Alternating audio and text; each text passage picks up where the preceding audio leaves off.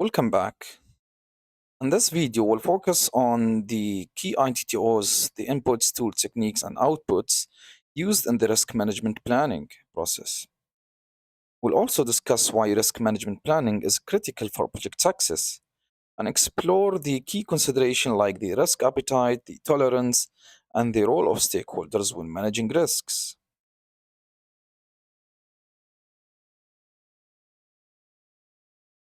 The planning process for risk involves several key components, such as the ITTOs, and it starts with the input. So the inputs, including the project charter, which provides high-level project information.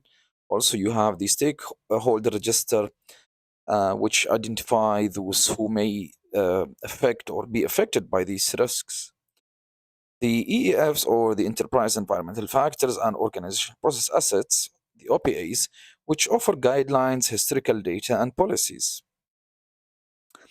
For the tools and techniques, we primarily rely on expert judgment to leverage the experience of the subject matter experts. And data analysis assess the risk factors and meetings to align the stakeholders. And the main output here is the risk management plan, which outlines how the risks will be managed, monitored, controlled throughout the project lifecycle.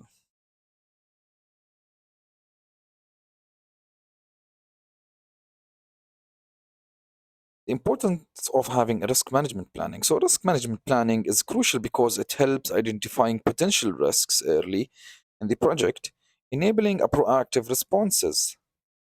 And without planning, risks can be ignored until they cause a damage. So, let's differentiate two things. The issues in the project is different from risks.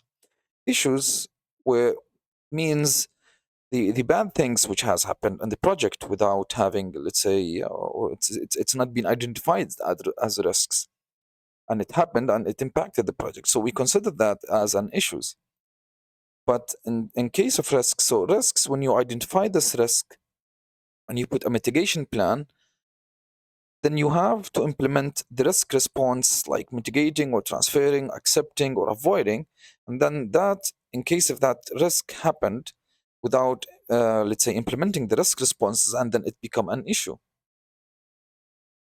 So risks can be ignored until they cause a damage, often leading to delays or cost overruns. A well-documented risk management plan provides a structured approach to managing risks, ensuring that the project team can mitigate or avoid issues that may arise, thus increasing the likelihood of the project success.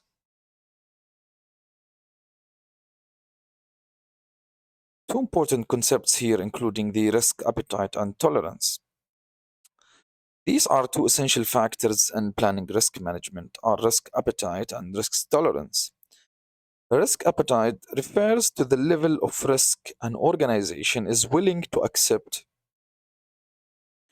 in order to achieve the project objectives, while risk tolerance is the acceptable level of deviation from the project baseline.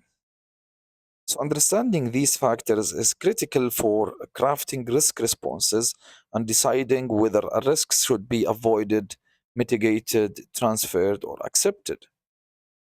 Aligning the project's risk management approach with the organization risk posture ensures an appropriate decision.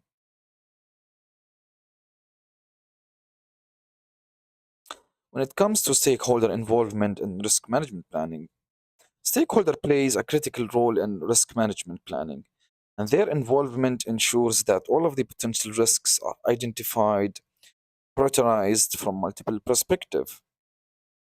Actively engaging stakeholders throughout the planning process helps ensuring that the project team considers every possible threat or risks or opportunity and creates an appropriate risk responses for that risk.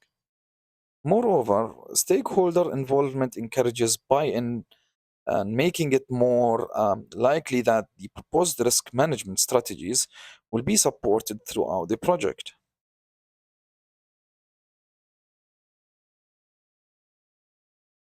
Now let's understand what will the risk management plan contain.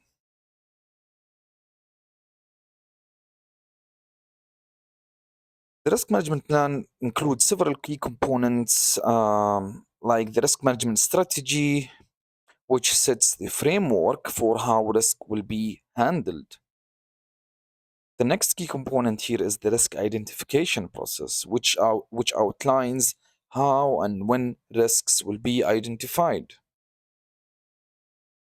The next component here you have risk analysis method, which defines the tools and techniques for assessing the risks likelihood and impact, including the two key risks analysis methods. We say the qualitative analysis and the quantitative analysis.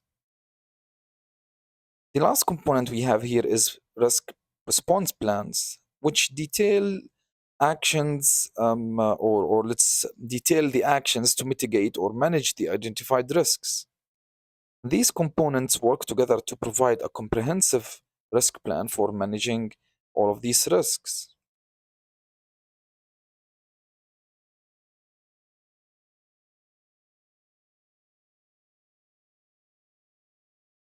Let's see the risk appetite and tolerance and practice. Organizations vary in their risk appetite and risk tolerance depending on the type of project. For example, a technology startup may have a higher risk appetite and willing to take on high risk, which may have a high reward project, while a public sector infrastructure project might have a lower risk appetite, prioritizing the stability and certainty. So, understanding these differences helps to tailor the risk management approach to each of the project contexts and organization overall risk strategies.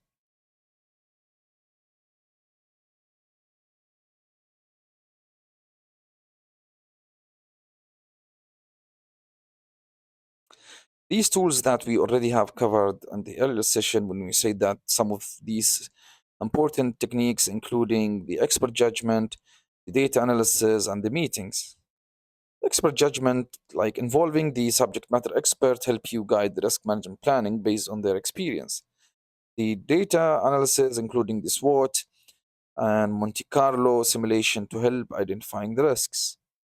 You have the meeting. Meeting is to collaborate discussions with teams and stakeholders to finalize the risk management plan.